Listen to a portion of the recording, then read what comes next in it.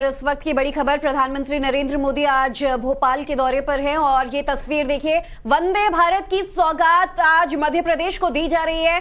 भोपाल से राजधानी दिल्ली तक चलने वाली वंदे भारत देश की 11वीं सुपरफास्ट एक्सप्रेस, जिसका आज उद्घाटन प्रधानमंत्री द्वारा किया जा रहा है।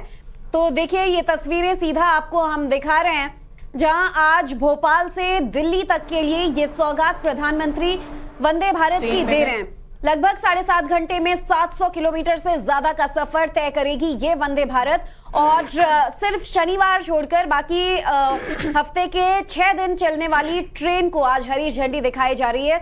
सुबह 5:50 पर चलने वाली ये वंदे भारत दोपहर 2 बजे तक दिल्ली पहुंच जाएगी। ऐसे में भोपाल से दिल्ली आने वालों का सफर या जाने वालों का सफर बेहद फास्ट हो जाएगा आज की इस सौगात से। आपको बता दें, साल के अंत में मध्य प्रदेश में चुनाव हैं, ऐसे में आज मध्य प्रदेश को बड़ी सौगात दे रहे हैं प्रधानमंत्री नरेंद्र मोदी। तो देखिए, टाइम्स ऑफ भारत पर हम आपको एक्सक्लूसिव तस्वीरें भी दिखा रहे हैं और आपको बता दें कि ये ट्रेन भोपाल के रानी कमलापति स्टेशन से लेकर नई दिल्ली का सफर महज 7 घंटे 45 मिनट में पूरा करेगी, जिससे जो यात्री होंगे उनको काफी सुविधा होगी। और इस रूट पर कितने स्टेशन होंगे, कितने स्टॉपेज होंगे, जाहिर सी बात है ये भी अभी इंफॉर्मेशन जिस तरीके से आएगी, इससे एक बहुत बड़ी राहत उन लोगों को होगी जो लगातार भोपाल से दिल्ली का सफर करते हैं और अभी तक समय ज्यादा लगता था। मध्य प्रदेश में चुनाव होने हैं, जैसे कि ज्योति ने भी कहा, और जाहिर सी बात है चुनाव से पहले जो जनता है उनको एक बड़ा तोहफा ये प्रधानमंत्री नरेंद्र मोदी की तरफ से दिया जा रहा है। हालांकि चुनाव से पहले जब इस तरीके के तोहफे दिए जाते हैं तो विपक्ष इसको चुनावी चश्मे से ही देखता है और ये कहा जाता है कि जनता को लुभाने के लिए, वोट बैंक को लुभाने के लिए इस तरह की सौगात दी जाती है। लेकिन मध्य प्रदेश की जनता के लिए एक बहुत बड़ी सौगात है, क्योंकि अब सफर महज 7 घंटे 45 मिनट का होगा। शनिवार को छोड़कर ये ट्रेन रोज चलेगी। झांसी, ग्वालियर, आगरा पर ये ट्रेन रुकेगी, वहां से भी यात्री इसमें बैठ सकेंगे। भोपाल से सुबह 5:30 बजे यानी कि 5:50 का समय है जब ये ट्रेन रवाना होगी। इससे पहले शताब्दी से जो लोग यात्रा करते थे भोपाल और नई दिल्ली के बीच में, उन्हें 8.25 घंटे का सफर तय करना पड़ता था। मकरंद काले हमारे साथ जुड़ गए फोन लाइन पर। मकरंद, ये तस्वीर जो सामने आ रही है वाकई मध्य प्रदेश के लोगों के लिए एक बहुत बड़ी सौगात है, क्योंकि दिल्ली के लिए अब उनका सफर सिर्फ 7 घंटे 45 मिनट में वो पूरा कर पाएंगे। और प्रधानमंत्री कुछ कह रहे हैं, पहले वो सुन लेते हैं। मुख्यमंत्री भाई शिवराज जी, रेल मंत्री अश्विनी जी, अन्य सभी महानुभाव और विशाल संख्या में आए हुए भोपाल के मेरे प्यारे भाइयों और बहनों, सबसे पहले मैं इंदौर मंदिर में रामनवमी का जो हादसा हुआ, मैं अपना दुख व्यक्त करता हूं। इस हादसे में जो लोग असमय हमें छोड़ गए, उन्हें मैं श्रद्धांजलि देता हूं। उनके परिवारों के प्रति अपनी संवेदना व्यक्त करता हूं। जो श्रद्धालु जख्मी हुए हैं, जिनका अस्पताल में इलाज जारी है, मैं उनके जल्द स्वास्थ्य की भी कामना करता हूं। साथियों, आज एमपी को अपनी पहली वंदे भारत एक्सप्रेस ट्रेन मिली है। वंदे भारत एक्सप्रेस से भोपाल और दिल्ली के बीच का सफर और तेज हो जाएगा। ये ट्रेन प्रोफेशनल्स के लिए, नौजवानों के लिए, कारोबारियों के लिए नई सुविधा लेकर के आएगी। साथियों, ये आयोजन जिस आधुनिक और भव्य रानी कमलापति स्टेशन पर हो रहा है, उसका लोकार्पण करने का सौभाग्य भी आप सबने मुझे दिया था। आज मुझे यहीं से दिल्ली के लिए भारत की आधुनिकतम वंदे भारत ट्रेन को रवाना करने का आपने अवसर दिया है। रेलवे के इतिहास में कभी बहुत कम ऐसा हुआ होगा कि एक ही स्टेशन पर इतने कम अंतराल में किसी प्रधानमंत्री का दोबारा आना हुआ हो।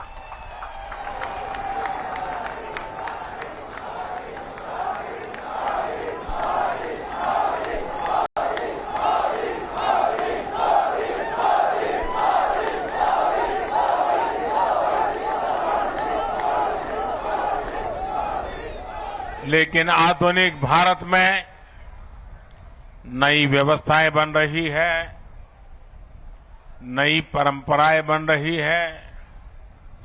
आज का कार्यक्रम इसी का भी एक उत्तम उदाहरण है। साथियों, अभी यहां मैंने जो यात्री के रूप में हमारे स्कूल के बच्चे जा रहे थे, कुछ पल उनके बीच बताया, उनसे संवाद भी किया। उनके भीतर इस ट्रेन को लेकर जो उत्सुकता थी, उमंग थी, वो देखने योग्य थी। यानी एक तरह से वंदे भारत ट्रेन विकसित होते भारत की उमंग और तरंग का प्रतीक है। और आज जब ये कार्यक्रम तय होता था तो मुझे बताया गया कि 1 तारीख को कार्यक्रम है। मैंने कहा, भाई 1 अप्रैल को क्यों रखते हो? जब अखबार में खबर आएगी कि 1 अप्रैल को मोदी जी वंदे भारत ट्रेन को झंडी दिखाने वाले हैं, तो हमारे कांग्रेस के मित्र जरूर बयान देंगे, ये मोदी तो अप्रैल फूल करेगा।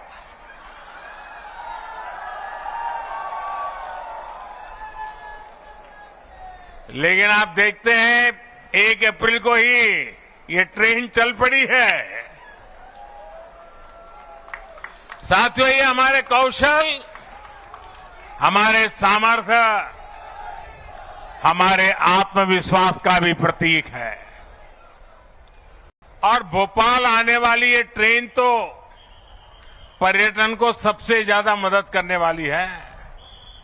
इससे सांची स्तूप, भीमबेटका, भोजपुर और उदयगिरी गुफा जैसे पर्यटन स्थलों में आवाजाही और बढ़ने वाली है। और आपको पता है कि पर्यटन बढ़ता है तो रोजगार के अनेक अवसर बढ़ने लग जाते हैं, लोगों की आय भी बढ़ती है। यानी ये वंदे भारत लोगों की आय बढ़ाने का भी माध्यम बनेगी, क्षेत्र के विकास का माध्यम भी बनेगी।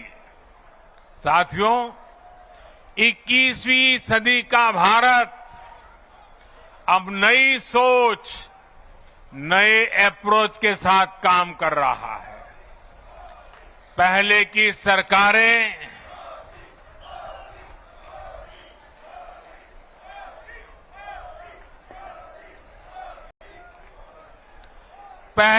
सरकारें तुष्टीकरण में ही इतना व्यस्त रही कि देशवासियों के संतुष्टीकरण पर उनका ध्यान ही नहीं गया। वे वोट बैंक के तुष्टीकरण में जुटे हुए थे। हम देशवासियों के संतुष्टीकरण में समर्पित है। पहले की सरकारों में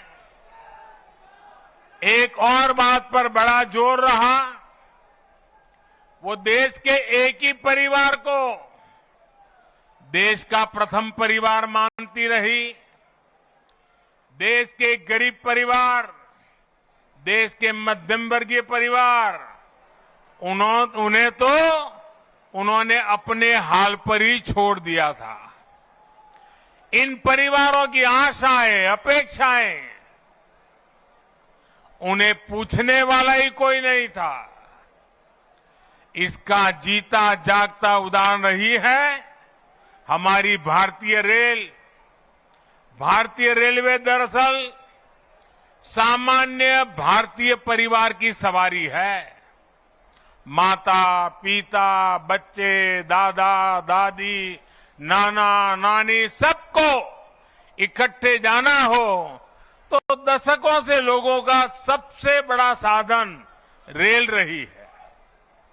क्या सामान्य भारतीय परिवार की इस सवारी को समय के साथ आधुनिक नहीं किया जाना चाहिए था? क्या रेलवे को ऐसे ही बदहाल छोड़ देना सही था? साथियों, आजादी के बाद भारत को एक बनाया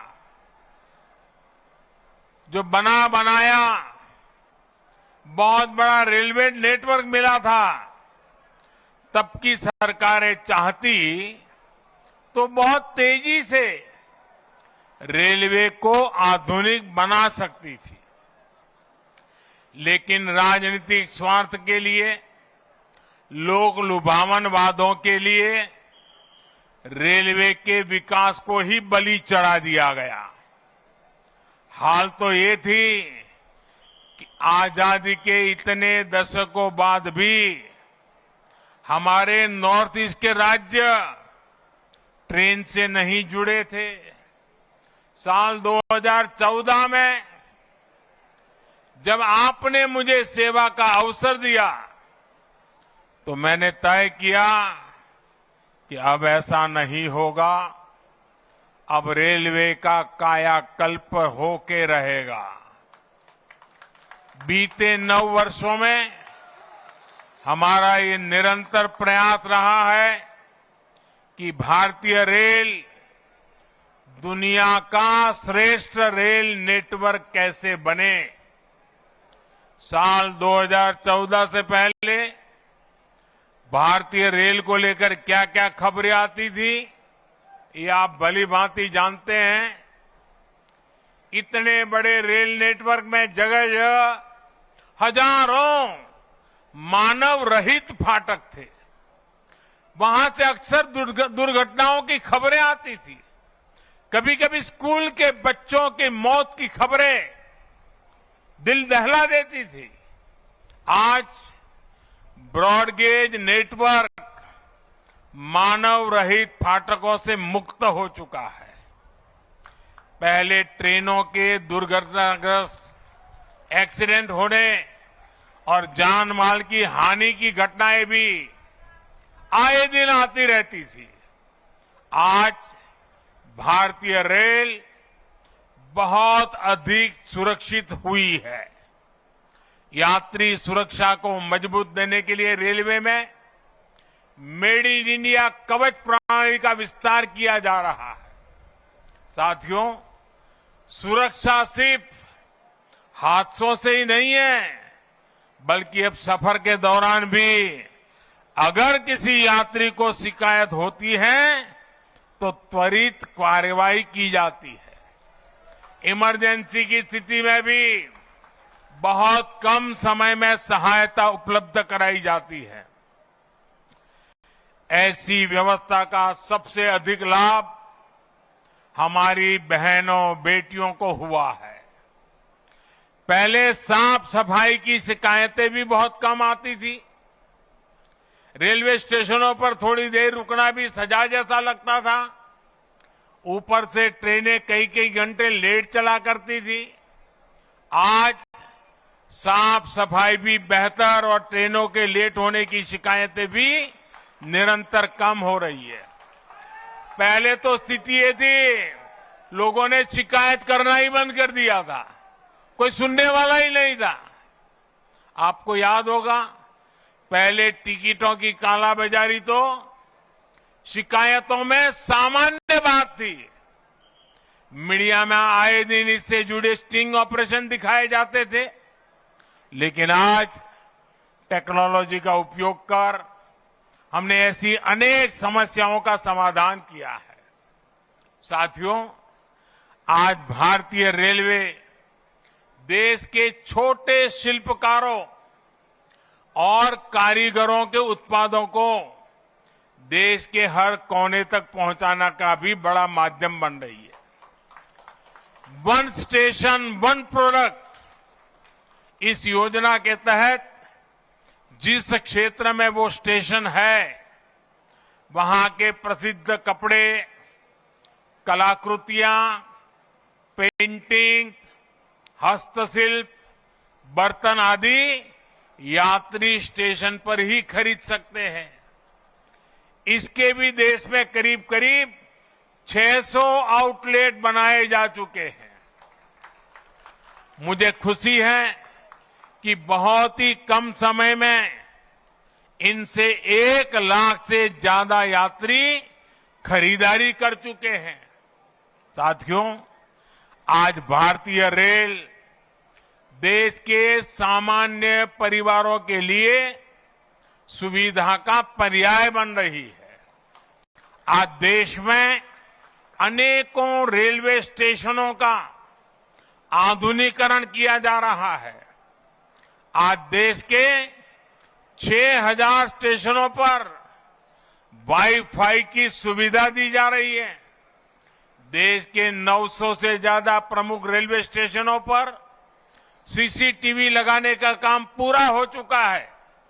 हमारी ये वंदे भारत एक्सप्रेस तो पूरे देश में हमारी युवा पीढ़ी में सुपर हिट हो चुकी है। साल भर इन ट्रेनों की सीटें फुल जा रही हैं। देश के हर कोने से वंदे भारत चलाने की मांग की जा रही है। पहले सांसदों की चिट्ठियां आती थी, तो चिट्ठी क्या आती थी? सांसद लिखते थे, फलानी ट्रेन इस स्टेशन पर रोकने की व्यवस्था हो, अभी 2 स्टेशन पर रुकती है, 3 पर रोकने की व्यवस्था हो, यहां रोकी जाए, वहां रोकी जाए, यही आता था। आज मुझे गर्व है, मुझे संतोष है जब सांसद चिट्ठी लिखते हैं और मांग करते हैं कि हमारे यहां भी वंदे भारत जल्दी से जल्दी चालू हो। साथियों, रेलवे यात्रियों की सुविधाएं बढ़ाने का ये अभियान लगातार बहुत तेज गति से चल रहा है। इस साल के बजट में भी रेलवे को रिकॉर्ड धनराशि दी गई है। एक समय था जब रेलवे के विकास की बात होते ही घाटे की बात की जाती थी, लेकिन अगर विकास की इच्छा शक्ति हो, नियत साफ हो और निष्ठा पक्की हो, तो नए रास्ते भी निकल ही आते हैं।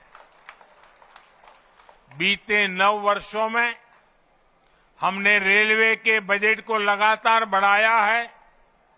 मध्य प्रदेश के लिए भी इस बार 13,000 करोड़ रुपए से अधिक का रेलवे बजट आवंटित किया गया है, जबकि 2014 से पहले मध्य प्रदेश के लिए हर वर्ष औसतन 600 करोड़ रुपया, आप बताइए, 600 करोड़ रुपए रेलवे बजट था। कहां 600 और कहां आज 13,000 करोड़। साथियों, आज रेलवे में कैसे आधुनिकीकरण हो रहा है, इसका एक उदाहरण इलेक्ट्रिफिकेशन का काम भी है।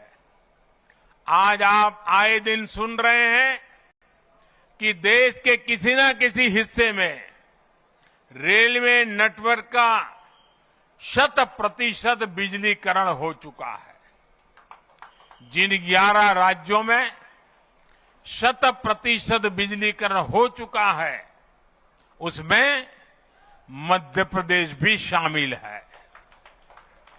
2014 से पहले हर साल एवरेज 600 किलोमीटर रेलवे रूट का इलेक्ट्रिफिकेशन होता था।